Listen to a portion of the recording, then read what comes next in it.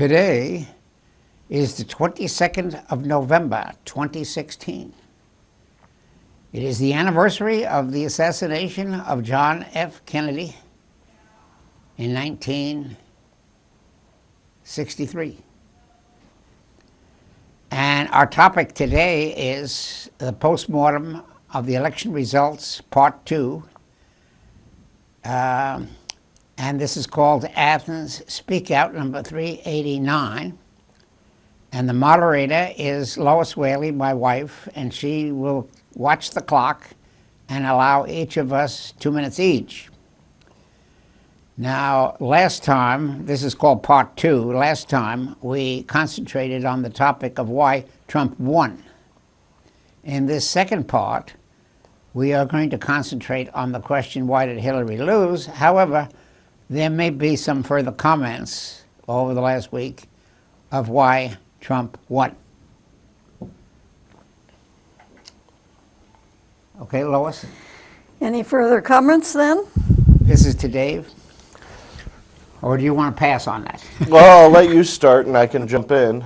Okay, well, then I would say that I learned something new about why Trump won from Norm Cohn of the New York Times on the 18th of November, 2016. And he asserted that Donald Trump was the master of Facebook and Twitter technology, and he loaded his propaganda for the uninformed citizens compared to Hillary's cautious propaganda based on the traditional liberalism of the New York Times and the Washington Post. And these technological companies broke down the barriers between news and the printed newspaper editorials. And the public have become increasingly less informed, first by television in the Eisenhower campaign, and Truman was the last of the face-to-face campaigning, and that has become obsolete. And Obama pushed it further because he began to use Facebook and Twitter to some extent, and he defeated John McCain and Mitt Romney. And now Trump is over-Trumped by Trump, and Hillary is the mentor of Barack Obama, and Obama then is moving ahead in propaganda. I do want to mention that everyone is talking about how the American people have spoken and so on, and you use these figures, winning and losing. But one of the things that's become clear since the more and more of the votes have been coming in is that apparently Hillary Clinton has a very substantial popular vote lead. Some say it may be as many as 2 million votes eventually, and they're saying right now that it's about 1.4 million votes. Yeah. So she won the popular vote.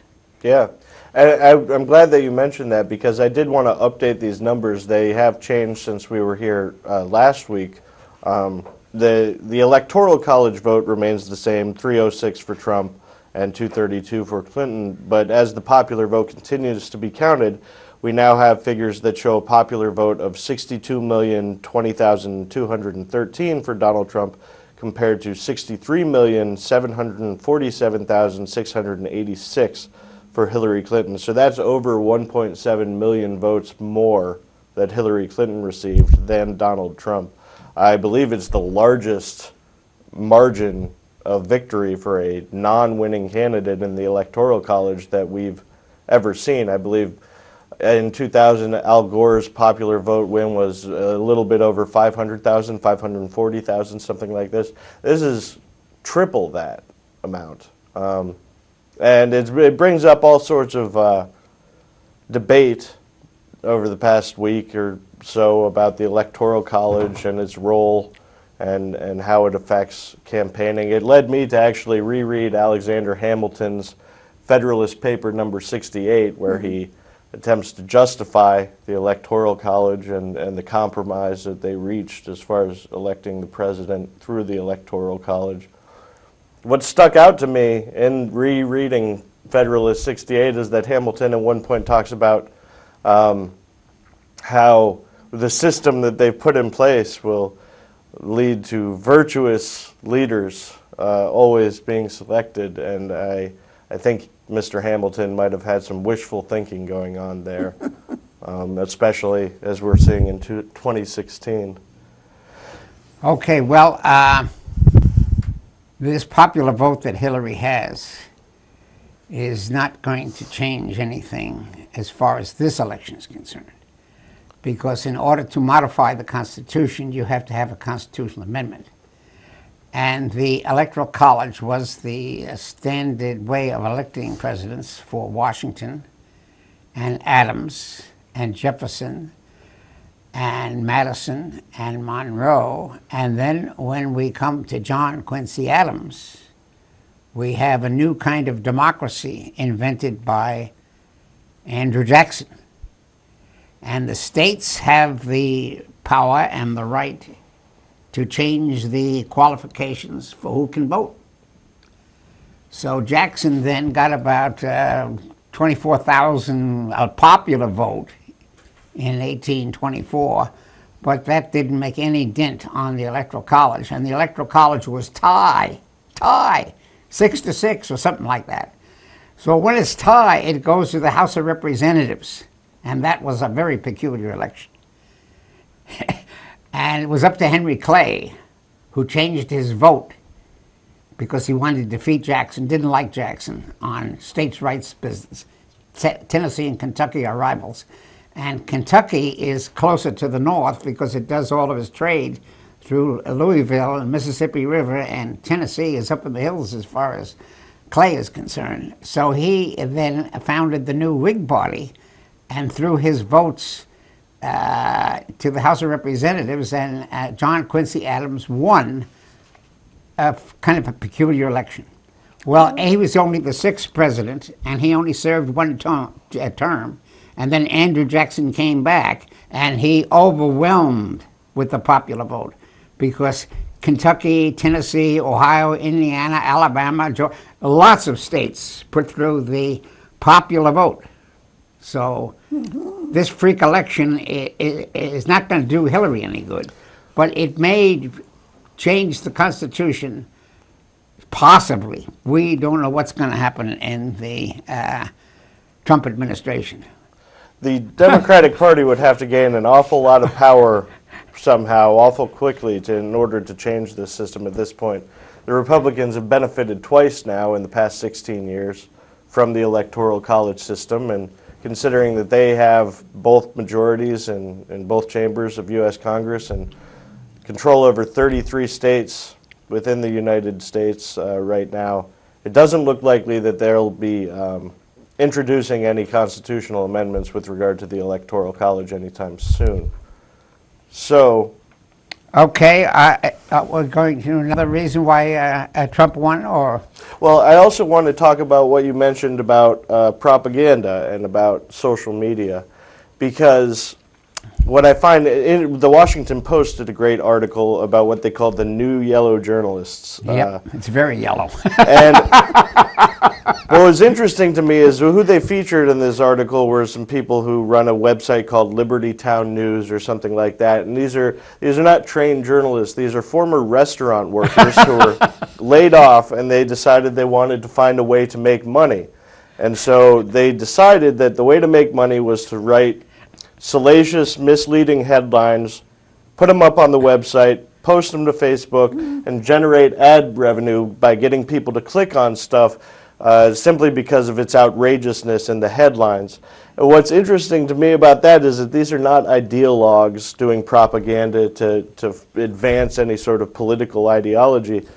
They're capitalists doing propaganda for money, to make money. Right. And I'm fond of quoting Mr. Madison's line that a people who mean to be their own governors must arm themselves with the power that knowledge gives. Absolutely. And I believe that's true, and I believe that if you read what the founders themselves said about how our system of government is supposed to work, they were very clear about the importance of a well-informed populace. Right. Well, we're at a point now where the populace is not only uninformed, they are intentionally, relentlessly misinformed. That's right. They're being lied to constantly through all these things in social media, and there's studies going on right now showing that people either don't know how to check the veracity of what they're reading or don't even bother to fact check what they're reading. Right. And I think that this is something that's far more dangerous than simply being uninformed. I think being misinformed creates a whole new level of danger and testing of the system that we have. And I don't know where it ends. I don't know how it ends, but I don't think that it will end well. That's true. It certainly hasn't in Well, this election cycle. it's that the next 4 years are not going to end anywhere. Okay. Now, the hopeful sign is from Michael Moore. He claims, because that's a hope, that Trump will be so misinformed that he will be impeached in 2 years because he can't do these things. He can't balance the budget, cut taxes, go to war in the Middle East, get rid of Obamacare. Something's going to give. Now, that's the hopeful sign, but it's going to be chaos if it is. Right. And he's already... I mean, we already kind of knew through him constantly contradicting himself throughout the campaign season that he didn't really have deeply held convictions. He seemed to be all over the place. He seemed to change his mind on issues sometimes several times within hours. Right. And we've already seen evidence of things fraying within his own positions, such as when he made his announcement, and this was somewhat unprecedented. He did a 2-minute propaganda video instead of holding a press conference to announce his plans for the first 100 days. But in that 2-minute propaganda video, he didn't ever mention building the wall, which was central to his campaign. Today, we find out that he's rolling back his promise to, put Hillary Clinton in jail. He's saying that he won't. Yeah, no, that's impossible. He won't have this, and the far right people who were his supporters are losing their minds about this. And I think that the takeaway from it, though, is that we really don't know what he's going to do. We don't know what his convictions are. We don't know where he's going to go. We're going to wait 100 days to see what happens. Yeah. Let's go see if he has a cabinet. Well, we have to wait in any case until January 20th, because until then, Barack Obama is President of the United States. That's true. That's right. But he can't do anything. He's powerless. I'm kind of hopeful still, and I don't know if he'll do this, but I'm still kind of hopeful that he'll do a recess appointment for Merrick Garland on the Supreme Court. I think that would be one. It has to be, he could say he could do it, but the committee would say, we got to have hearings. You know what the Republicans will say. Well, I know that the Republicans would lose their minds, but my understanding is that recess appointments are still possible. I don't know. Do you know of a single recess appointment at the Supreme Court? Not of the Supreme Court. Oh, yeah. That's different. Desperate times call for desperate measures. I do understand that this afternoon he's giving the Medal of Freedom to a number of different people. And one of the most interesting names I heard was Maya Lin, the Athenian She's woman an artist. Yeah. Who designed the Prestige Vietnam for Athens, Ohio. the Vietnam Wall in Washington, D.C. Right, and the art installation called Input at Bicentennial Park at OU, also known by the less reverent as Punch Card Park. I actually wrote a story about that, and that will be on the cover of the Athens News tomorrow, which is coming out on Wednesday. Oh, this great! Week. So, but yes, I was very pleased to see that too. She's in good company. I watched the ceremony this afternoon. Oh, you did? How Yeah, nice. there was. Well, we knew her because she actually was a member of the high school class of our son, our oldest son, okay, yeah. Richard. Yeah. He's a TV man, too, my son. Right. He lives in Ann Arbor. The journalist, right. Yeah, and he has a program called Gray Matters. Radio. Radio. Yeah. No, he's not on TV, radio. Okay. It's volunteer, like this, no money. But every Monday he comes on, and I guess he has a half hour like we do, and he has a high school teacher who's been around. He's 40, 50 years old. He's mature, and they read the New York Times and the New York Review of Books and the London Review of Books and the Nation, and they have a kind of an intellectual show. Good. So while you're speaking out in Athens, he's speaking out in Ann Arbor, and and I think you can get it on internet. Yeah. Oh, I'm sure. Yeah, almost. But now he's so suspicious of now. the system. He can't hear us because he's never learned to use email. Yeah. He doesn't want it. He thinks they're spying on you. So he does everything longhand. And he writes letters to us with a pen and ballpoint pen. That is old school, yeah. Yeah, he's very suspicious. Well, anyway, we have a new topic. Who's on deck now, Lois?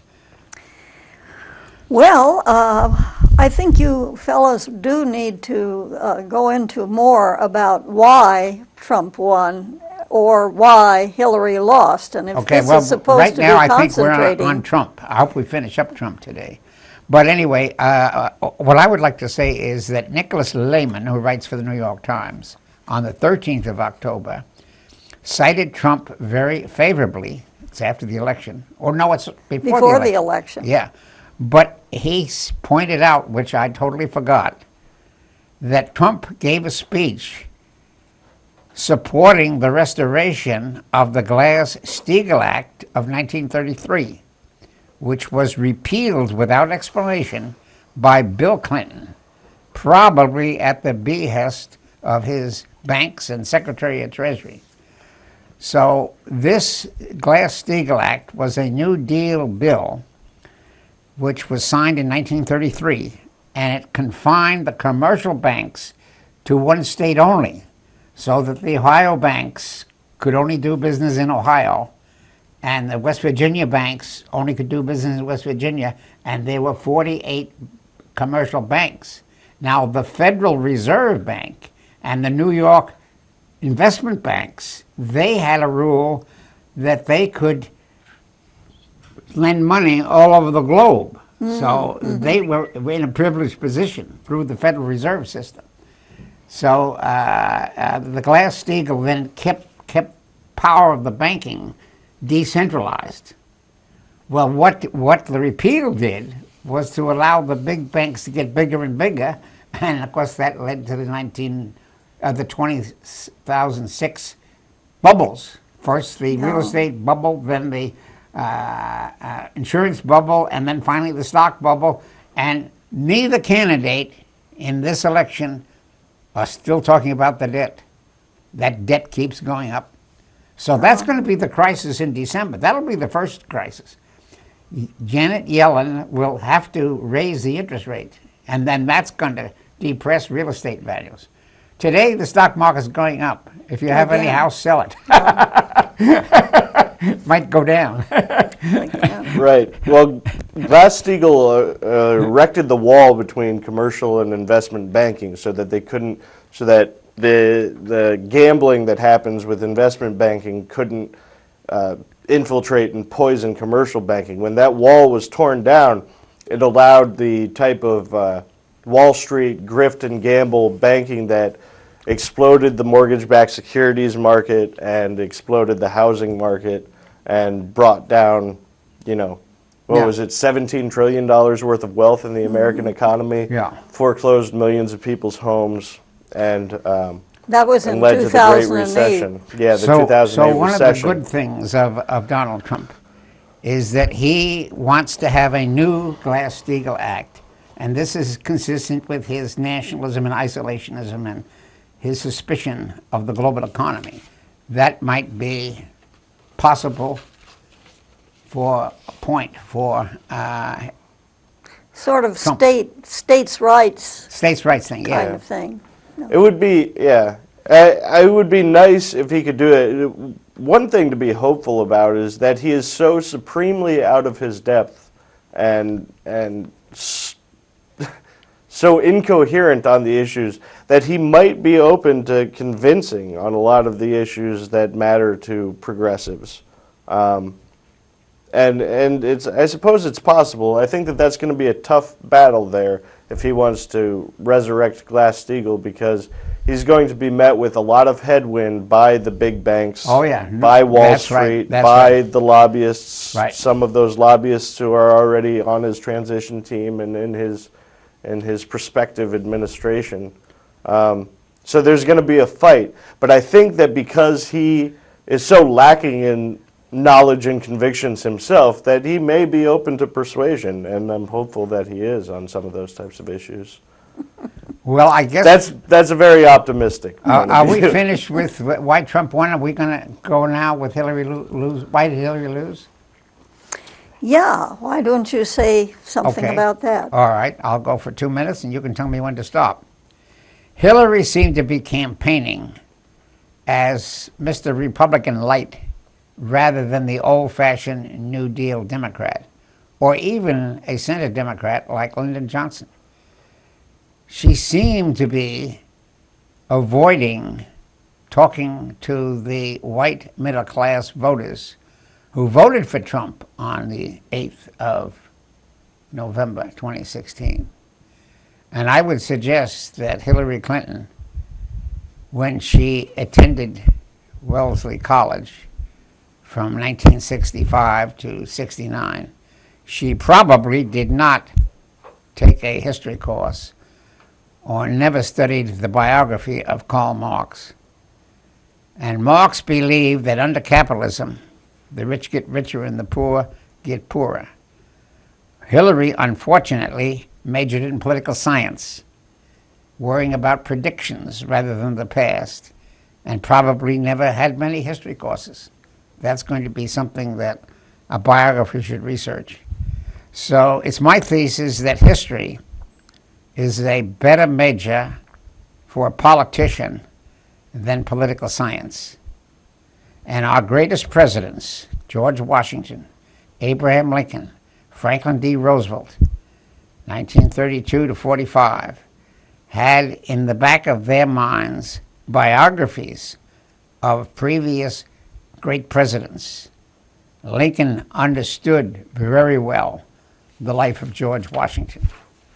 And Franklin Roosevelt understood the biographies of both Teddy Roosevelt, his cousin, and President Woodrow Wilson, who intervened in the European Balance of Power in 1917 because he was the assistant Secretary of Navy in that First World War. So experience matters for a successful president, and that's what Trump lacks in spades. He has experience selling real estate, but well, that's why Hillary didn't use all of her advantages. If she had been a little more solid in her history. So one of the interesting things about Hillary is that she was raised in a Republican home. Yeah. She was a Goldwater Dolly in 1964. Right. And she was a Republican as a student at Wellesley, but she was beginning to change along with a lot of others of that generation because of the Vietnam War. Yeah. But she didn't quite think it through. She never saw the connection between World War II, the Korean War, and Vietnam. And she didn't seem to see the connection for why get involved in Yugoslavia. She was kind of a closet hawk. And she drifted into Libya without much thought. Why is she drifting into Yugoslavia? How did she come to those conclusions? Yugoslavia was in the 1990s, just at the very time that Bill Clinton was president. That's right. And but Libya was almost 20 years later. That's right. So both of the Clintons are weak on the causes of war. Could be. Bill and Hillary haven't had enough history. That's what I'm saying. Could be. Okay.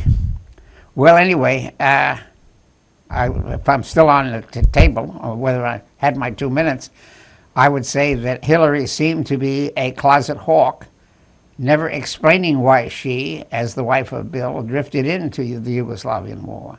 And as Secretary of State for Barack Obama, she apparently pushed Barack Obama to get involved in the Libyan civil war. But that has to be documented. We don't know.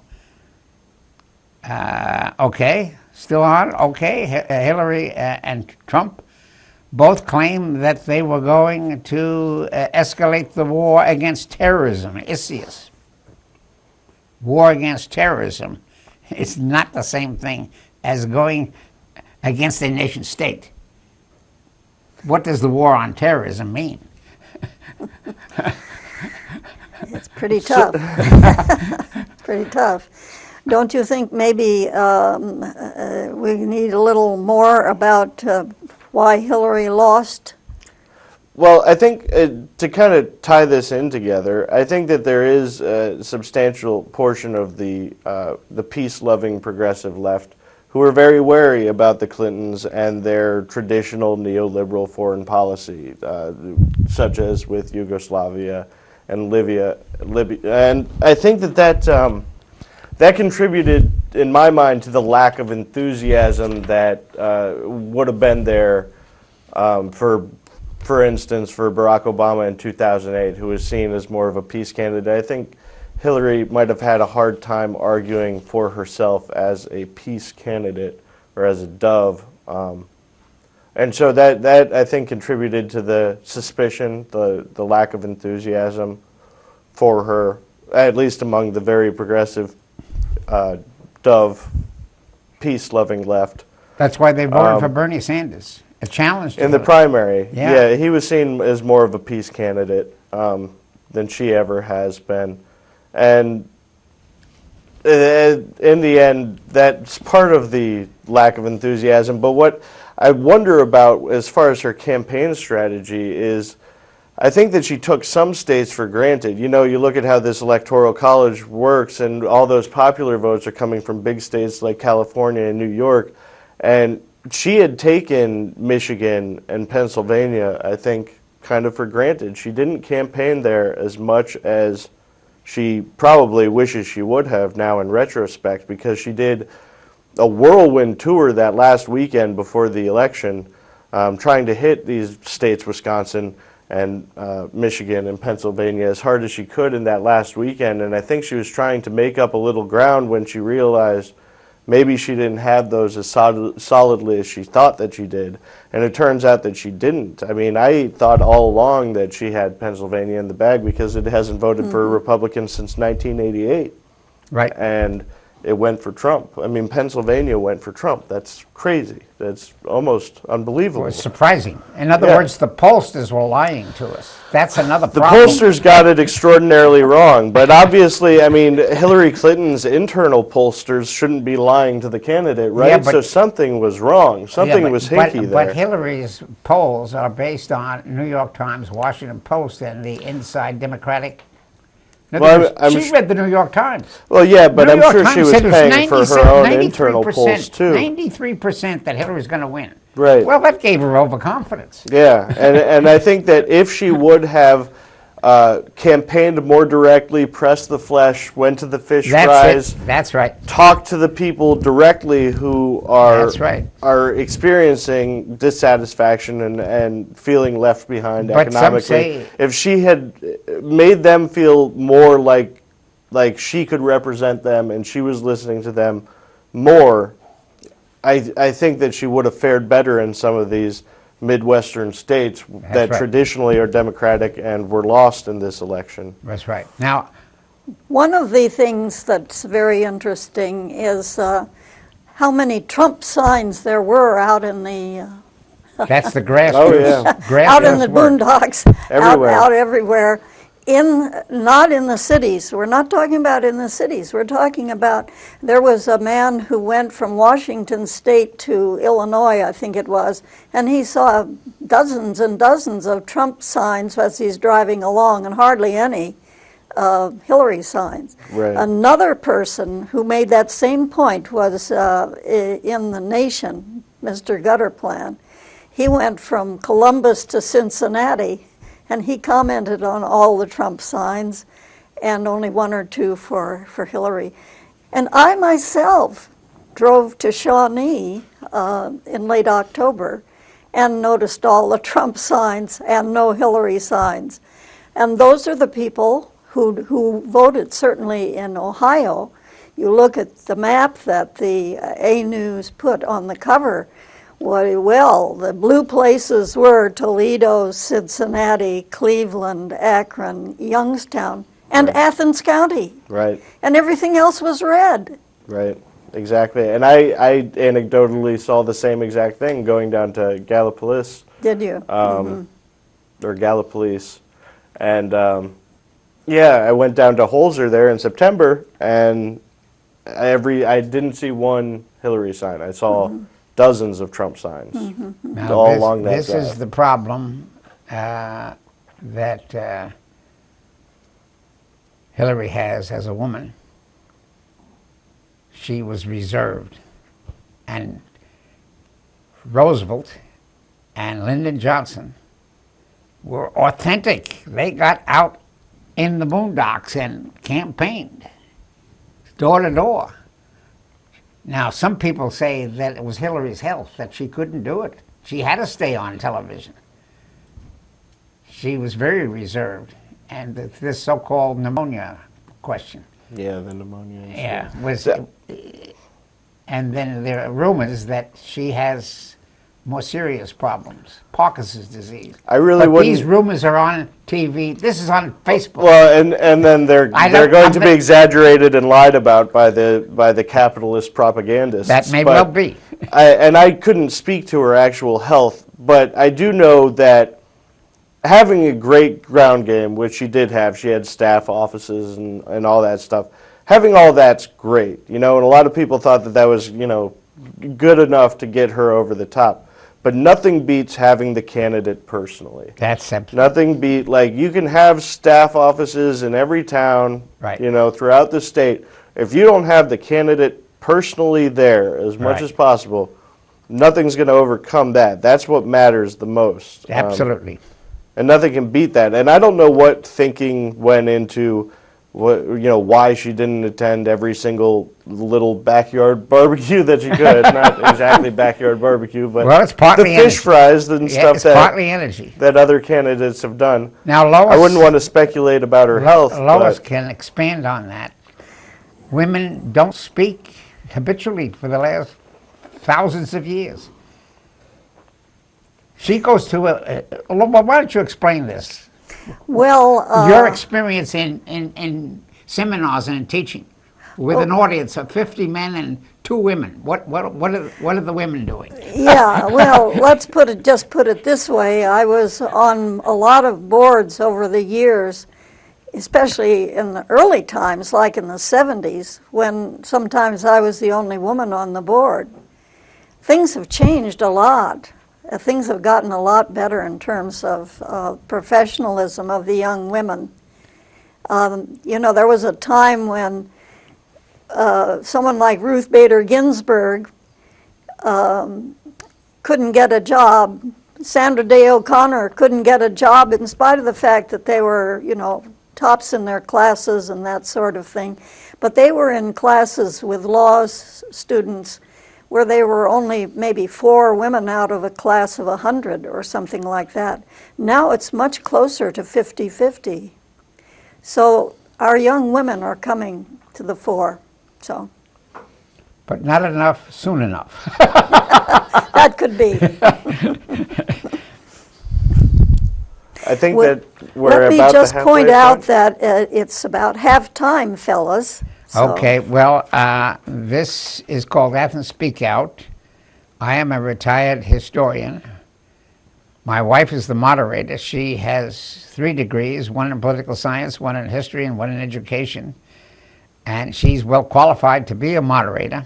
She's had lots of political experience, some ways more than I've had. And the opponent here is a professional journalist, or I should say adversary. He's not an opponent, because we're both liberal Democrats. But the adversary in the dialogue here is Dave DeWitt, works for the Athens News, and we agree on about 90% of the issues, and we're disappointed that Hillary lost. Yes, yes. That's a good break. Now, I think that's good. Is it yeah. his turn?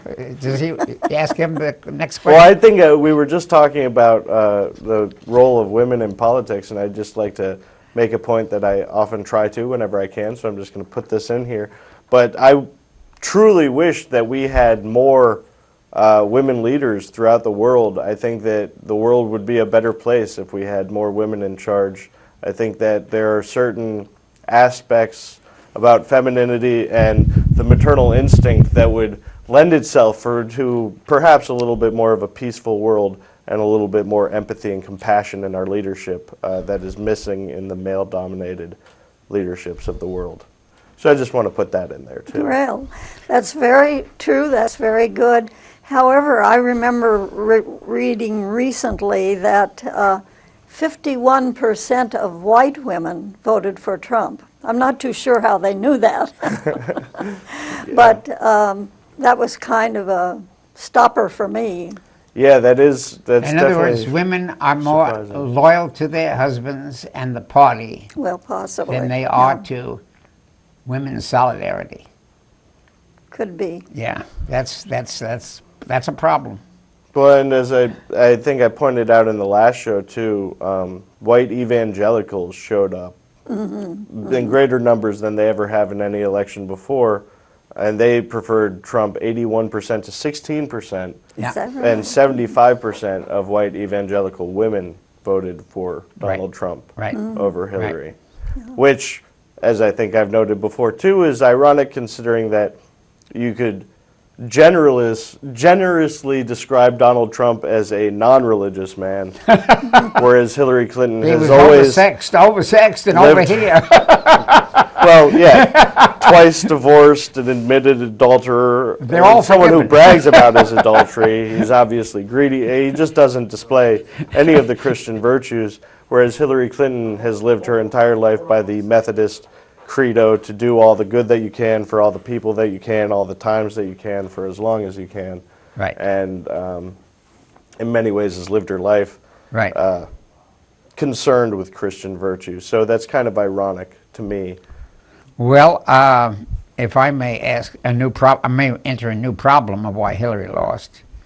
According to Juan Cole, professor of Middle East Studies at the University of Michigan, it was because the Democratic Party elite, and Hillary Clinton in particular, projected themselves and herself as being entitled to become the first woman president. And she's been campaigning on this constantly for 24 years. But Cole is more interested in qualifications of the Middle East. And Hillary Clinton was a reasonable Secretary of State. She didn't make any big boo-boo. But as Secretary of State, she covered 116 countries in a very superficial way, but didn't have very much understanding in the complexities of Middle East history. Probably never took a course in the Middle East history. And well, neither did Trump. But Hillary Clinton seemed to be more of a, well, she wasn't quite so loyal to the Methodist as you suggested, because she seemed to be more of a hedonist rather than a loyal Methodist. And her religion was supposedly more critical of alcoholism and drunkenness, and she didn't get into why she was getting into these sexual problems. Well, I mean, she had some sexual baggage, okay, and she had some alcohol. The whole Democratic Party has been soft on drugs, soft on alcohol, going back to Franklin D. Roosevelt's thing. And that's a burden on the Democrats as campaigners, and it was one of the advantages of the evangelicals. Trump may be very bad, but Trump does practice his Presbyterianism in far as the work ethic. He has his daughters working for him in collecting the rents. Are you He's referring not to lazy. Bill Clinton's I'm talking sexual about- problems? I'm quite unaware of any of Hillary Clinton's All right, well, let's sexual talk or about, alcohol problems. well, we don't know. But according to the enemies of Hillary, according to the rumors that she blew her top when she lost. She was drunk for 2 days. She couldn't believe. Yes, I That's saw. no true Methodist. I saw that story as well, but every source that I saw for that story was a right-wing propaganda machine. Well, that might I be couldn't true. find one legitimate news source that reported that. Now, I'm not saying whether it's true or untrue, but I saw those headlines and I tried my best to fact check it and research it. I'm not saying it's and true. do everything in my journalistic capability to find okay. out its veracity, and I was unable to find one legitimate news source to confirm that story. Well, let's go. So I don't know if it's true or not. Let's go back to the adultery problem. Bill had about, 4, 5, 6, 10 affairs, and she claims she didn't know anything about that. Well, is that really believable? Well, the biggest problem that I saw with her, I wouldn't point the finger at her own behavior as much as the problem is that it took off the table some of the harshest criticisms that could be leveled at Trump. Mm-hmm. You know, Trump himself was on audio bragging about that's right. using his celebrity to impose himself on women. And just the history of the Clintons made, and you could go beyond the sexual stuff with Trump and Bill Clinton, and to the corruption, corrupt Hillary and all this. Well, Donald Trump's been a corrupt businessman his entire true. life. In the 1970s, No question about the money. He was I don't have any systematically problem with that. discriminating against black people in New York, keeping them out of his tenements.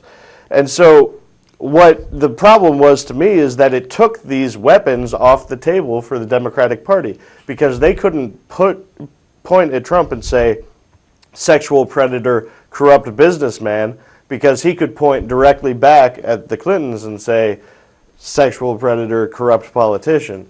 So I think not having those tools in your arsenal was a problem just fundamental to Hillary Clinton as a candidate by nature of the history of the Clintons in public office in this country.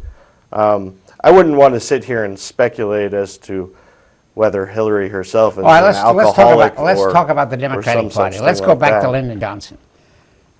Ever since the election of Lyndon Johnson, the Democratic Party has been soft on psychoactive drugs, marijuana, cocaine. What's his name? What about this opium? The Trump opium went out to epidemic? New Hampshire and was campaigning against opium. The Democrats have been soft on this. The Democratic Party as a whole, going back. Yeah, I'm To the surprised. new left, to the new considering left. what a problem the opioid epidemic is in America, I'm somewhat surprised that it wasn't more of an issue in the election, honestly, because it's impacting every community across the country. And That's right. I agree with you that it is a responsible Democratic politician who cares about the people should be raising that issue, because it's so important. And there's a big problem right now with regard to how we're approaching it. We know that the police can only attack the supply side of the epidemic.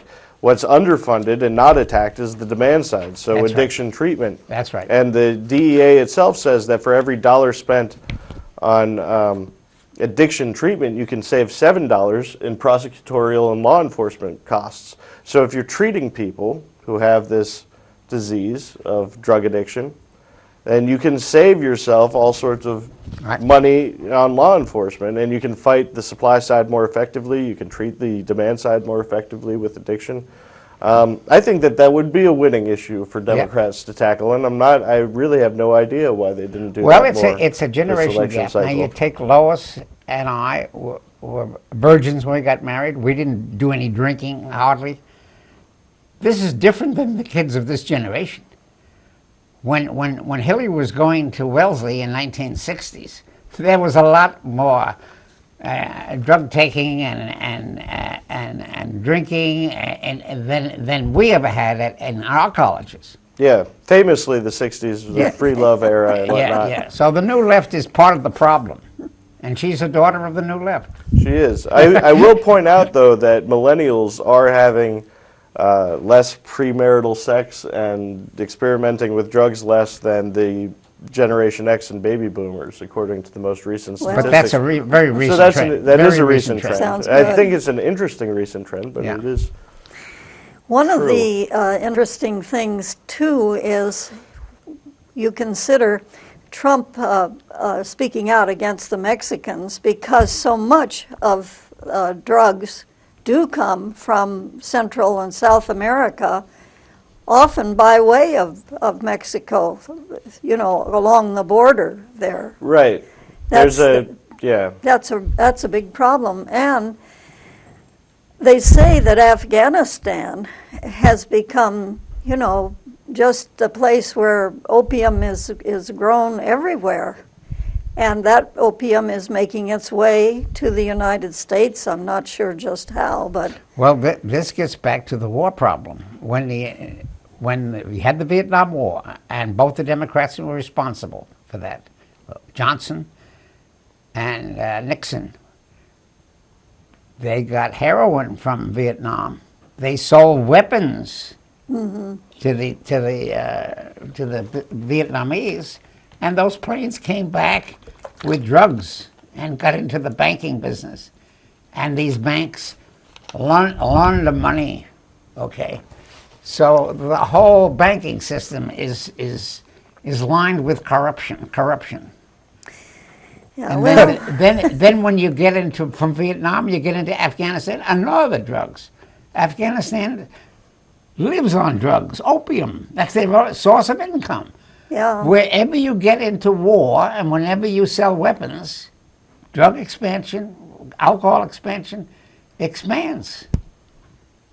That reminds me of an old George Carlin bit about how if you really wanted to tackle the war on drugs, just stop going after the people on the low end with nothing to lose who are desperate, and that's why drugs, and go after the bankers that launder the drug money because they've got nice big houses and nice big families and they've got something to lose. True. So if you start throwing those middle-aged white bankers in jail, That's right. then You maybe got you'll it. see a change. I He was a comedian, it was a I joke, but I went think to- there is a kernel of truth in I that. went to a conference of historians 20 years ago.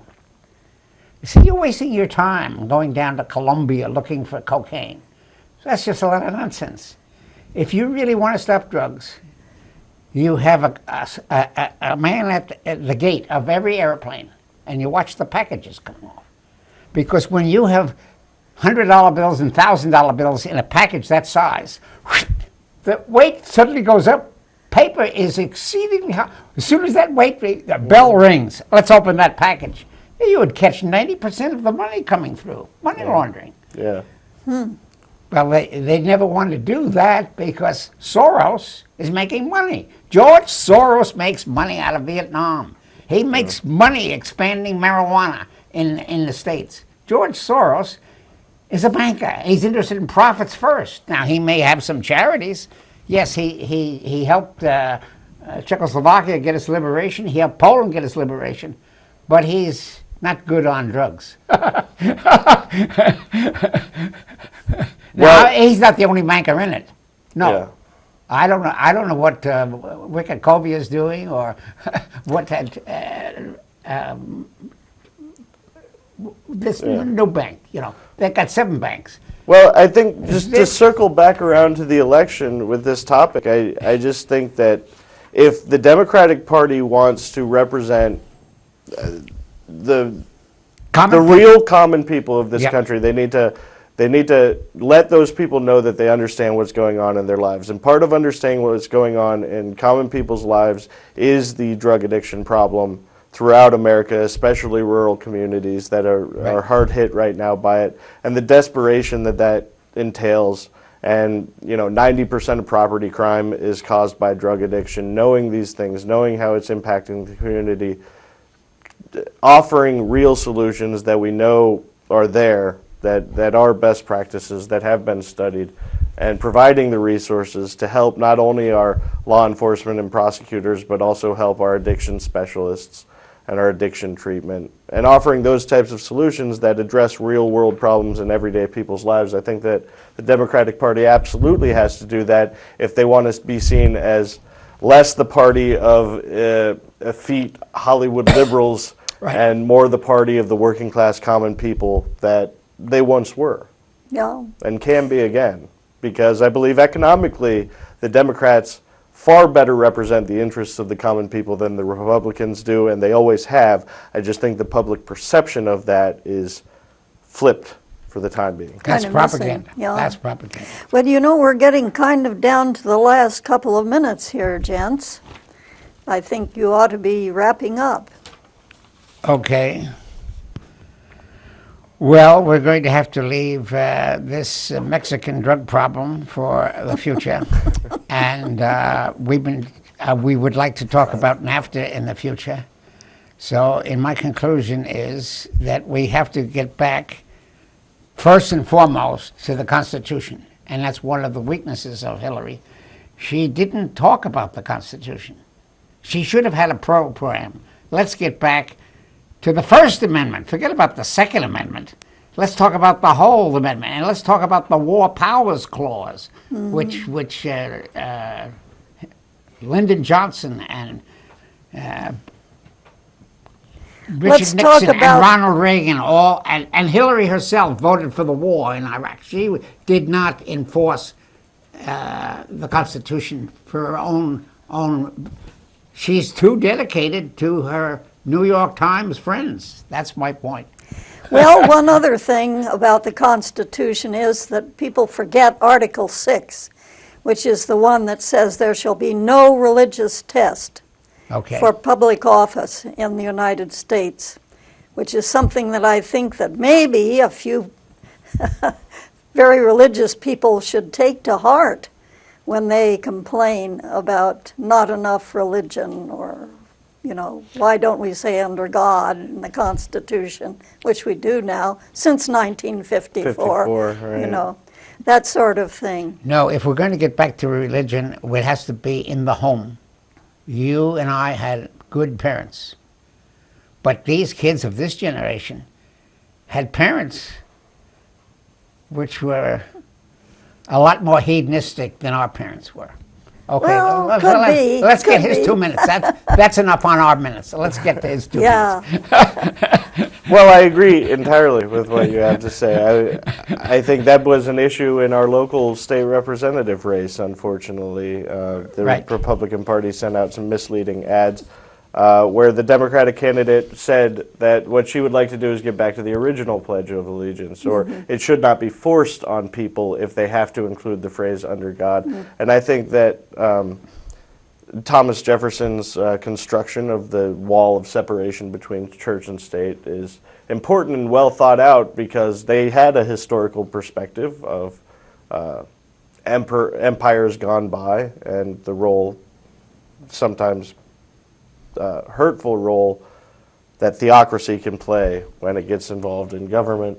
But to your point about the Constitution, Donald Trump explicitly promised to violate the First, Fourth, Fifth, Sixth, and Eighth Amendments of the Bill of Torture. Rights, Torture's okay. Bill Water of warning's Rights. okay. and he's doubled down on it since then, shaming the media, indicating that he's going to But his bring back favorite is the Second libel Amendment. and Second seditious Amendment. Oh, well, the Second Amendment can do no wrong, but I would love for people to care more about these other amendments, which are just as important, if not more important, in a lot of ways. And it's a tough issue to, get people to concentrate on from some sort of popular standpoint, because it's not, as they say, sexy. It's not the things that get people impassioned and get the blood pumping, aside from the Second Amendment. But these other amendments are just important. And as a journalist, especially, the first to me, and the freedom of the press, and I'd like to see. Well, this reform has to take place in the history departments throughout the United States. I think that we're all of us true believers in the Bill of Rights and the Constitution are going to have our work cut out I for tried us. to do my share, but I was outvoted by the mass media. As we all did. Anyway, is it time? Just about. 2 minutes. All right. Well, if we got a minute, you got another minute? Yeah. Talk about the Constitution. Talk about the Constitution. Another clause. Well, all I know is that I'm rereading the Federalist Papers now, and I would recommend everyone else do that as well, because now is a key time for understanding what the people who wrote that beautiful document meant. Okay. And, Right. Well, Hamilton, let me Madison quote. Let me quote especially. here. Let me quote the Madison is Let me quote the First Amendment. He's my guy. Congress shall make no law respecting the establishment. There is a word that's misused. Establishment of religion. Establishment means money, tax money, and the Church of England was an established religion. So they talk about establishment in a very loose way. Okay, respecting the establishment of religion or prohibiting the free exercise of abridging freedom of speech, press, people, assembly, petition the government for the rights of the agreement. But the religion is the foundation of democracy. Democracy grew through St. Paul. And if religion is the foundation of democracy, debate, as you say, Professor, is the oxygen of democracy. We got to keep the and debate we'll keep going. the debate going. Thank you for having me. Right.